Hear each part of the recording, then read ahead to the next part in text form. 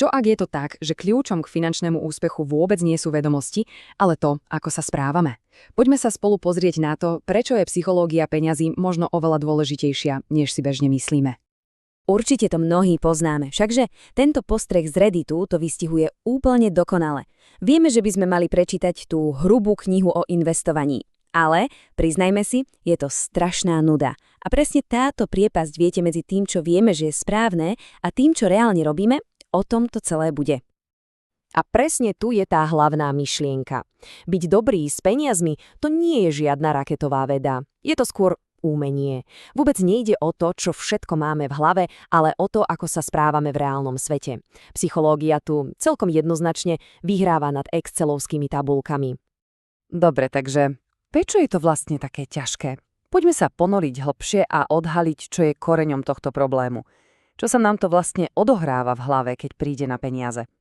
Všetky tie múdre učebnice nás vykresľujú ako nejaké chladné, kalkulujúce stroje. Ako racionálnych investorov, ktorí robia len logické, premyslené kroky. No ale priznajme si to na rovinu. V reálnom svete sme často skôr zmetení, impulzívni a hlavne emocionálni, nie? A presne tu vstupuje do hry behaviorálna ekonomina. Je to fascinujúca oblasť, predstavte si to tak, že sa psychológ stretne s ekonómom pri káve. A presne toto spojenie nám pomáha konečne pochopiť, prečo pri peniazoch tak často hovoríme jedno, ale robíme niečo úplne iné. Tak, fajn. Poďme sa teraz zoznámiť s tými najväčšími vinníkmi. S tými psychologickými skresleniami, takými malými zloduchmi v našej hlave, ktorí dokážu narobiť poriadnu šarapatu aj v portfóliách tých najmúdrejších investorov. Takže, prvým na zozname je averzia voči strate. Predstavme si takú situáciu. Stratíte 100 eur. Tá bolesť, ktorú pri tom cítime, je psychologicky asi dvakrát silnejšia než radosť, ktorú by sme mali, keby sme tých istých 100 eur našli na ulici. Náš mozog je v tomto tak trochu, dramatická kráľovna. Viac sa bojí straty, ako sa teší zo zisku. A presne toto je dôvod, prečo sa tak tvrdohlavo dokážeme držať nejakej klesajúcej akcie. V kútiku duše stále dúfame v zázrak, že sa to otočí, len aby sme si nemuseli priznať tú stratu. Znie to povedomé však, to nemá s logikou nič spoločné. To sú čisté emócie. Ďalší veľký hráč je stádové správanie. Viete, to je ten pocit, jednoducho robíme to, čo robia všetci ostatní. Aj keď to možno nedáva žiadny zmysel. Ten strach, že nám ujde vlak, ten slávny fear of missing out, je proste neuveriteľne silný. Stačí si spomenúť na dotcom bublinu na prelome tisícročí alebo na finančnú krízu v roku 2008. Davy ľudí robili presne tie isté rozhodnutia, nakupovali ako o život a tým nafúkovali ceny do absurdných výšok, až kým to celé jednoducho neprasklo. To je presne tá ničivá sila stáda v praxi. Dobre, takže ak náš vlastný mozog často pracuje proti nám, ako sa v tejto hre dá vlastne vyhrať? Odpoveďou je zmena perspektívy. Zmena spôsobu, akým premýšľame nielen o budovaní, ale hlavne o udržaní bohatstva. Je tu jeden fascinujúci kontrast. Na to, aby človek zbohatol, často potrebuje riskovať, byť veľký optimista a možno až agresívny. Ale na to, aby si to bohatstvo aj udržal, tam sú potrebné úplne opačné vlastnosti. Pokora, opatrnosť a paradoxne dokonca aj trocha strachu. Sú to dve úplne odlišné hry. A jedným z kľúčov k udrženiu a rastu bohatstva je jedna z najmocnejších, no zároveň najviac podceňovaných síl vo svete financií. A to je sila zloženého úročenia. V podstate je to veľmi jednoduché. Ide o zarábanie úrokov z úrokov. Necháme peniaze pracovať za nás. Aby to bolo jasnejšie, poďme na konkrétny príklad. Povedzme, že máme Janu, má 25 rokov a rozhodne sa odkladať si len $200 každý mesiac. Nič dramatické. Pri priemernom ročnom zhodnotení, povedzme 7%, sa v 65-ke môže pozerať na účet, kde svieti suma $500 000. Z relatívne malej sumy je zrazu obrovský výsledok. A teraz pozor. Čo ak Jana s tým úplne rovnakým plánom počká len 10 rokov a začne až v 35? Výsledná suma? Nie je to trochu menej. Je to menej než polovica.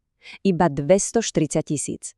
Toto je tá ohromujúca, priam brutálna cena za čakanie a zároveň dokonalá ukážka toho, akú magickú silu má čas v kombinácii so zloženým úročením. Takže pointa nie je v tom, aby sme sa stali dokonalými finančnými robotmi bez emócií. To je nemožné. Cieľom je nájsť takú stratégiu, ktorá je udržateľná. Udržateľná pre reálneho človeka s jeho náladami, strachmi a nedokonalosťami, a to z dlhodobého hľadiska. Morgan Housel, autor knihy Psychológia peňazí, to vystihol úplne presne, povedal: byť finančne rozumný je udržateľnejšie ako byť chladne racionálny. Inými slovami, ten najlepší plán nie je ten matematicky najdokonalejší na papieri. Najlepší plán je ten, ktorého sa človek dokáže reálne držať, rok čo rok. A to nás privádza ku kľúčovému princípu. Nehrať cudziu hru. Sused, ktorý sype peniaze do rizikových startupov, má možno úplne iné ciele, iný časový horizont a úplne inú toleranciu voči riziku. Kopírovať jeho stratégiu by bolo ako snažiť sa bežať maratón v šprinterských tretrách. Proste to nedáva žiadny zmysel. A potom je tu jedno zlaté pravidlo. Tá najdôležitejšia súčasť každého plánu je naplánovať si, že ten plán na 100% nepôjde podľa plánu. Pretože život je taký, vždy sa niečo stane. A práve preto je absolútne nevyhnutné mať v pláne aj priestor na chyby. Mať finančnú rezervu, ktorá nás podrží, keď prídu nečakané životné prekvapenia. Dobre, poďme teraz na chvíľu spomaliť a zamyslieť sa nad tým, čo je vlastne konečným cieľom celého tohto snaženia. Čo je tá hlavná cena?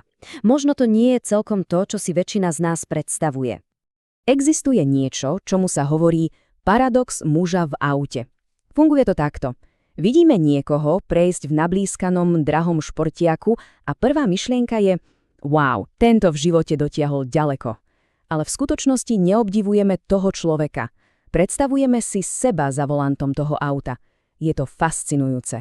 Kupujeme si drahé veci, aby sme zapôsobili na ľudí, ktorí o nás v skutočnosti vôbec nerozmýšľajú. Je to čistá ilúzia. Pretože to skutočné bohatstvo to nie sú tie veci, ktoré vidíme na povrchu. Tie autá, domy či drahé hodinky. To je len špička ľadovca. To pravé, skutočné bohatstvo je to, čo je skryté pod hladinou. Sú to úspory, investície, je to finančná istota.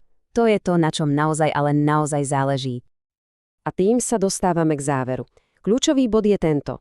Tá najvyššia, najcennejšia forma bohatstva vôbec nie je luxus, je to niečo oveľa lepšie. Je to schopnosť zobudiť sa každé ráno a môcť povedať: dnes môžem robiť čokoľvek, čo chcem. Je to o kontrole nad vlastným časom. Je to, jedným slovom, sloboda.